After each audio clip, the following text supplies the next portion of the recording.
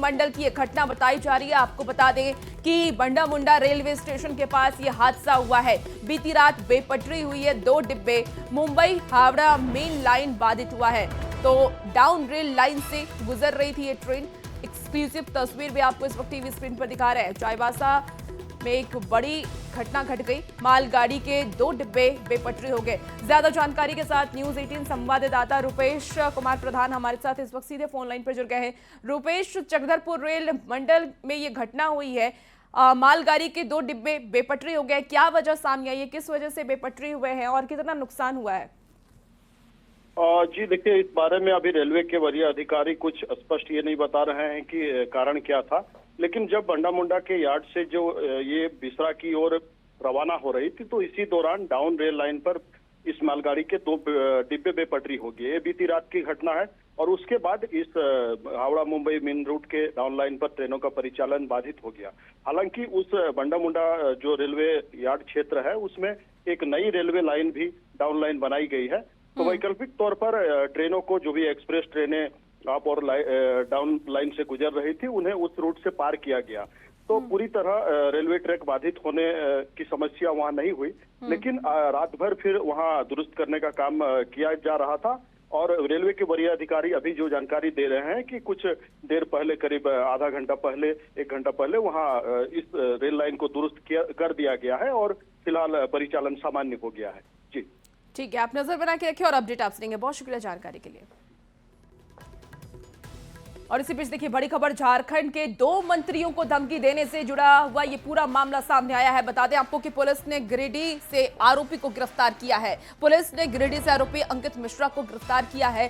अंकित मिश्रा ने मंत्री इरफान अंसारी और सुदिव्य कुमार सोनू को 24 घंटे में उड़ा देने की धमकी दी थी। पुलिस ने गिरिडीह से अंकित मिश्रा को गिरफ्तार भी कर लिया और उससे लगातार पूछताछ कर रही है। पूछताछ के बाद ही पुलिस इस मामले में खुलासा करेगी कि आखिर अंकित मिश्रा ने मंत्रियों को बम से उड़ाने की धमकी क्यों दी। आरोपी ने खुद को लॉरेंस बिश्नोई गैंग से जुड़े होने का भी दावा किया है। तो बड़ी खबर बता रहे हैं, जहां 2 मंत्रियों को बम से उड़ाने की धमकी दी गई है। हालांकि पुलिस ने आरोपी को गिरफ्तार कर लिया। बता दें आपको कि सुदिव्य कुमार सोनू और इरफान अंसारी को 24 घंटे में बम से उड़ाने की धमकी दी गई, जिसके बाद पुलिस ने गिरफ्तार तो कर लिया है। हालांकि जब आरोपी से पूछताछ की जा रही है तो वो लॉरेंस बिश्नोई गैंग से जुड़े होने का दावा कर रहा है।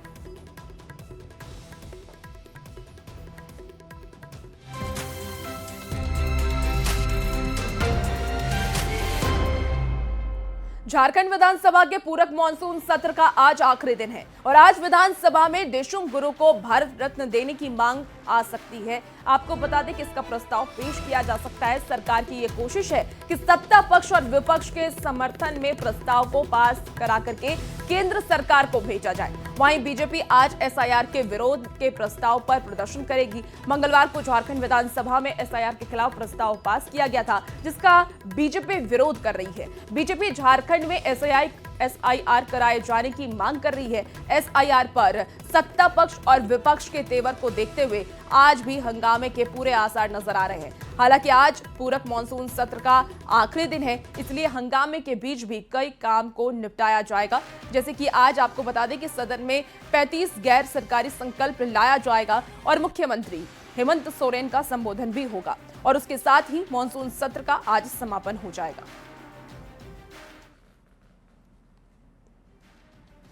जो हमारे विपक्ष के साथी हैं, वो कहीं न कहीं पूर्वाग्रह से ग्रसित दिखे। उनका मकसद सिर्फ एक था, कैसे हंगामा करो, कैसे बाहर निकल जाओ। क्योंकि वो जवाब नहीं दे सकते थे, हमारे सवालों का जवाब नहीं दे पाते थे। चाहे एसआईआर की बात करें, वोट चोरी की बात करें, तो रिपरकशन तो होगा, प्रतिक्रिया होगी। विपक्ष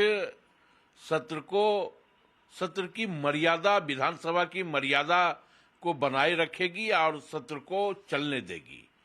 लेकिन दुख इस बात का है कि इस राज्य में विपक्ष सिर्फ अपना चेहरा चमकाने के लिए, अपनी बेबुनियाद आरोप के ऊपर अपनी राजनीति रोटी सेकने के लिए विपक्ष जानी जाती है। तो भाई, जिस तरीके से विपक्ष तो अपनी मांगों को रखेगा ही और जब सत्ता पक्ष अपनी मांग को नहीं सुनेगा तो उसको लेकर प्रदर्शन भी करेगा।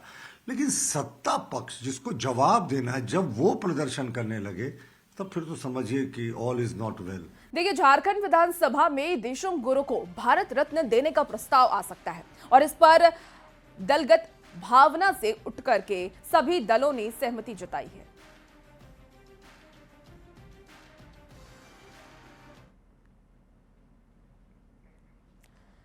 तो देखिए, भारत रत्न देने की मांग अब जोरों शोरों से उठने लगी है। जेएमएम की तरफ से ये मांग विधानसभा में रखा जा सकता है, इस पर प्रस्ताव आने की बात कही जा रही है और ये जेएमएम का कहना है कि सभी दल इसका समर्थन करें, इसको केंद्र सरकार तक पहुंचाए और देशम गुरु शिबू सोरेन को भारत रत्न दिया जाए। सम्मान देने की बात है। राज्य सरकार प्रस्ताव लाएगी, वो प्रस्ताव पास करके केंद्र सरकार को भेजा जाएगा और मुझे लगता है कोई भी एक व्यक्ति नहीं होगा, दलों के दलदल को छोड़ दीजिए। अटल बिहारी वाजपेयी जी को भारत रत्न मिला था, हम लोगों ने विरोध किया था क्या? कभी नहीं। तो एक ऐसी शख्सियत है गुरु जी, देशम गुरु शिबू सोरेन, उनसे प्रेरणा लेनी चाहिए हम लोगों को और ये मौका है कि हम उन्हें सच्ची श्रद्धांजलि दे सकें। देखिए, हम तो ऐसे भी जब सत्ता में रहते हैं तो दल नहीं देखते। हम लोगों ने चौधरी चरण सिंह जी को दिया, पीवी नरसिम्हा राव जी को भारत रत्न दिया, इसके अलावा कांग्रेस के कई बार अध्यक्ष रह चुके मदन मोहन मालवीय जी को दिया, प्रणब मुखर्जी जी को दिया। तो हम चेहरा नहीं देखकर व्यक्ति के योगदान पर देते हैं। लेकिन एक बार सार्थक चर्चा शुरू हो, झारखंड में अनेक शूरवीर हैं, कई लोगों को तो भगवान का दर्जा है, एक बार समावेशी चर्चा शुरू। चलिए, अब बात नक्सलियों के खिलाफ जारी अभियान और उससे जुड़ी चुनौतियों की कर लेते हैं। तो झारखंड में सुरक्षाकर्मी लगातार नक्सलियों के खिलाफ ऑपरेशन चला रहे हैं। बड़े नक्सली हो या तो पकड़े जा रहे हैं या मारे जा रहे हैं, लेकिन हाल के दिनों में नक्सली संगठन में असंतोष के कारण अलग हुए लोगों का समूह पुलिस के लिए चुनौती बन गया है। आपको बता दें कि टीएसपीसी, पीएलएफआई, जेजेएमपी जैसे उग्रवादी संगठन आगजनी और फायरिंग की वारदात को अंजाम देकर के पुलिस को चुनौती दे रहे हैं। ऐसे में संगठनों के खिलाफ पुलिस और पारा मिलिट्री फोर्स लगातार अभियान चला रही है। उन पर काफ़ी हद तक नियंत्रण पा लिया गया था, लेकिन ये बात आपकी सत्य है कि बीच बीच में इनके द्वारा कि रात में कहीं पर किसी गाड़ी को जा करके आग लगाना को बहुत मुश्किल काम नहीं है, नो डाउट, और नहीं होना चाहिए। लेकिन हम लोग का पूरा प्रयास है स्प्लिंटर ग्रुप्स के को हम लोग ख़त्म करें और उन पर भी हम उतनी कड़ाई से काम करेंगे जितना कि हम नक्सलियों के खिलाफ, बल्कि और कड़ाई से करेंगे, क्योंकि ये शुद्ध अपराधी है। तो अभी हजारीबाग में घटना घटी है जिसमें 5-6 गाड़ियाँ जलाई गई हैं। हम उसको एसपी से पूरे काम में लगे हुए हैं और उम्मीद है कि जल्दी सारे अपराधियों को पकड़ लेंगे। राजधानी रांची में रश ड्राइविंग का मामला थमने का नाम नहीं ले रहा। तेज रफ्तार कार बीच सड़क पर अनियंत्रित हो गई। हालांकि गनीमत रही कि कोई हताहत नहीं हुआ। जानकारी के मुताबिक कार चालक और कार सवार नशे में धुत थे और कार में शराब की बोतल भी मौजूद थी। आपको बता दें कि ट्रैफिक पुलिस ने कार को जब्त कर आगे की कार्रवाई शुरू कर दी है। तो रांची से ये बड़ी खबर सामने आ रही है, जहां तेज रफ्तार कार अनियंत्रित हो गई। हालांकि गनीमत ये रही कि किसी को कोई नुकसान नहीं हुआ है, लेकिन जो जानकारी सामने आ रही है, कार चालक और कार में जो लोग सवार थे वो सब नशे की धुत में थे।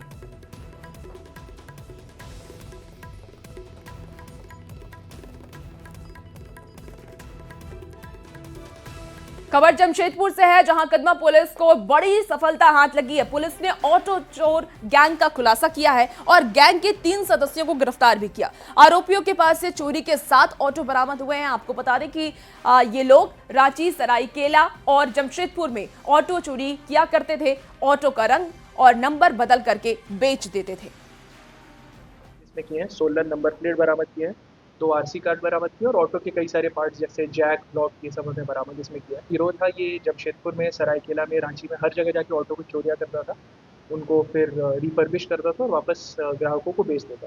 तो इसमें एक बड़ी सफलता। खबर अब गिरिडीह से है, जहां हीरोजी और बोरिया गांव में एक मजदूर का शव संदिग्ध हालत में मिला।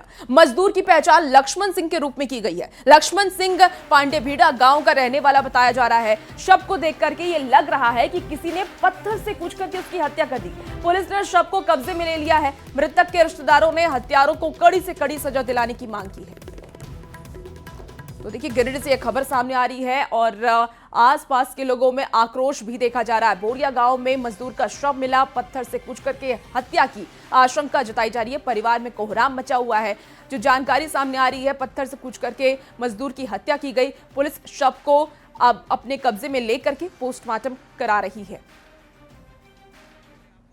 गलत है इस घटना के बारे में? 4 बजे आज सुबह 4 बजे।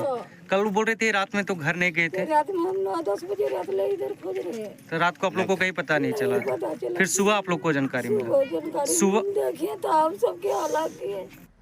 चलिए खबर अब देवघर से है, जहां बीती रात आजाद चौक के पास कपड़े की एक दुकान में भीषण आग लग गई। दमकल की टीम के साथ स्थानीय लोगों ने आग पर काबू पाने की कड़ी मशक्कत की और स्थानीय टैंकर मालिक मनीष केसरी ने अपने टैंकर से भर भर कर पानी पहुंचाया, जिसके कारण आग पर काबू पाया जा सका। काफी ज्यादा मदद मिली है। आग इतनी भयावह थी कि दमकल की 3 गाड़ियों को बुलाना पड़ा। फिलहाल आग पर काबू पा लिया गया है। नुकसान का आकलन किया जा रहा है।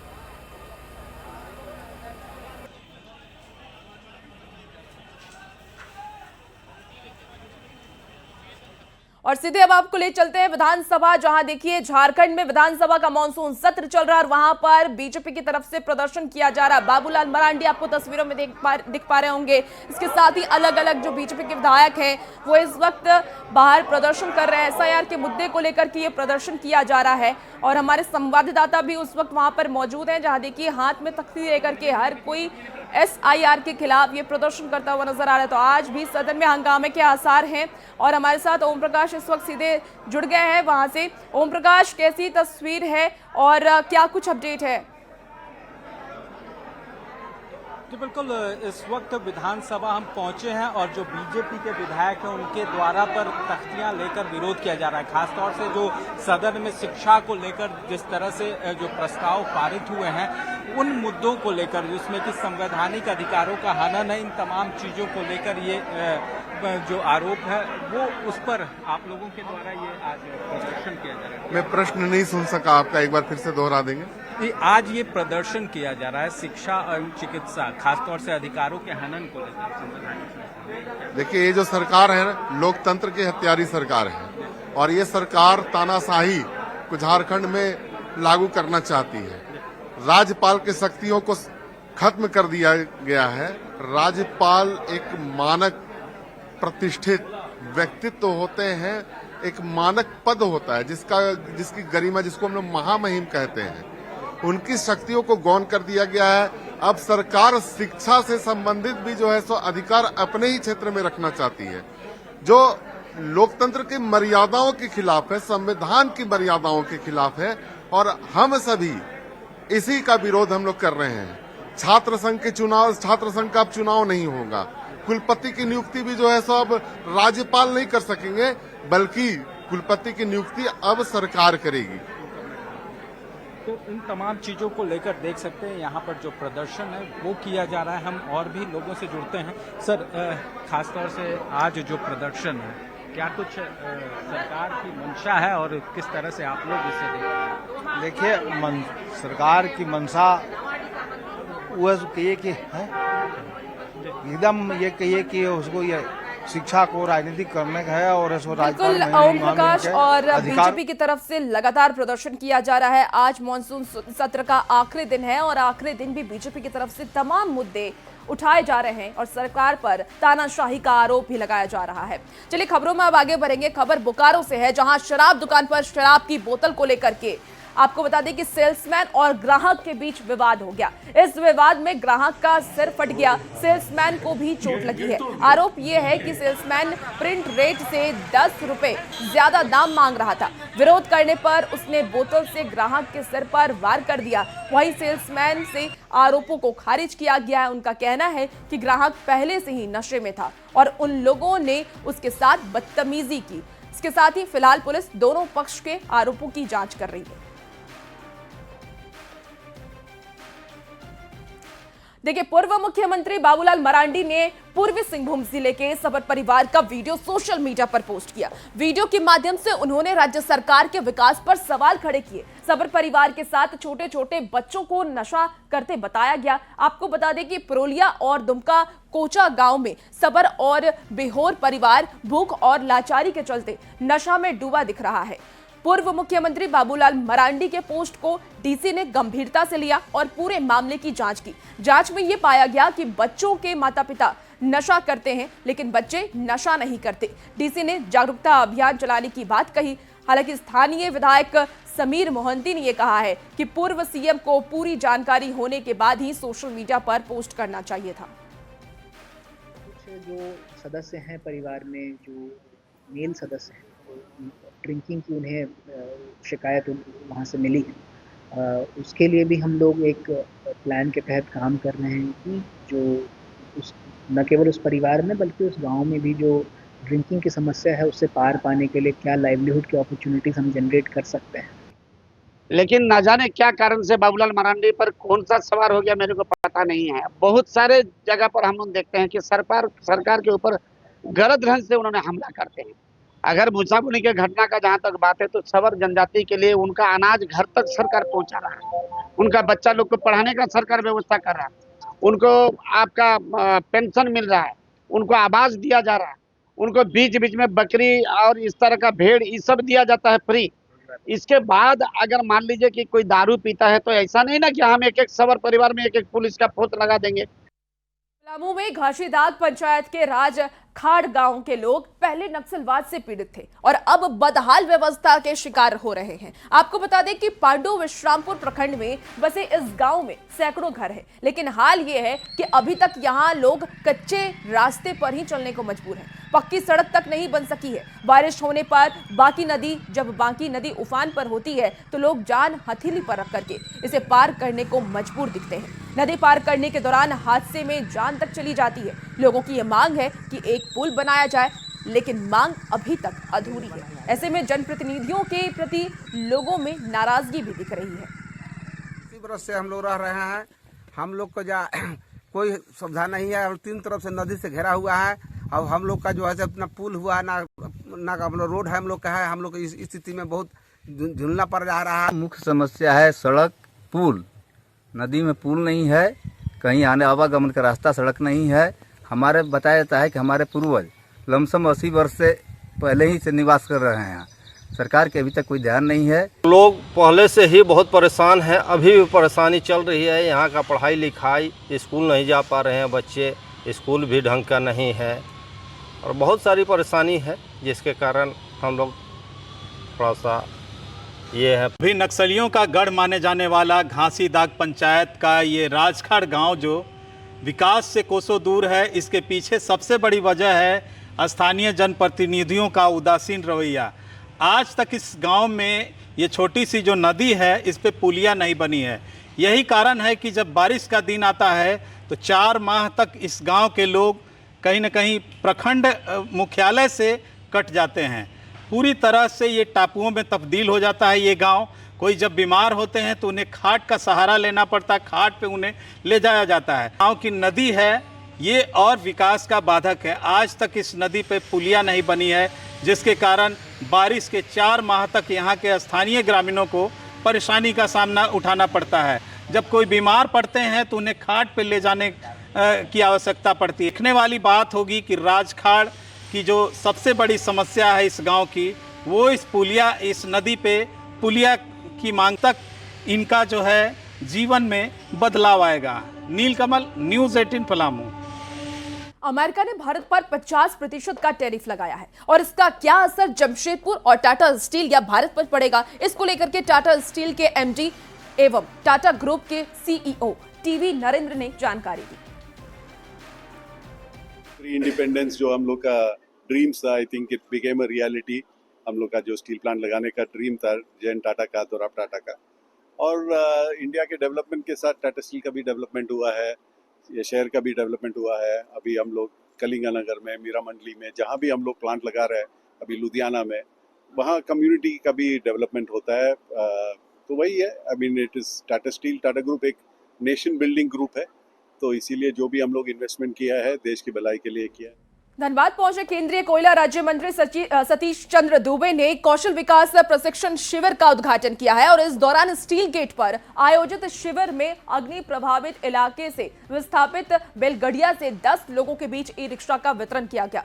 केंद्रीय मंत्री ने यह कहा है कि झरिया मास्टर प्लान को सही तरीके से लागू करने को लेकर के सरकार से सकारात्मक चर्चा हुई है। भूमिगत आग पर काबू पाने, सुरक्षित पुनर्वास और कौशल विकास पर जोर दिया जा रहा है।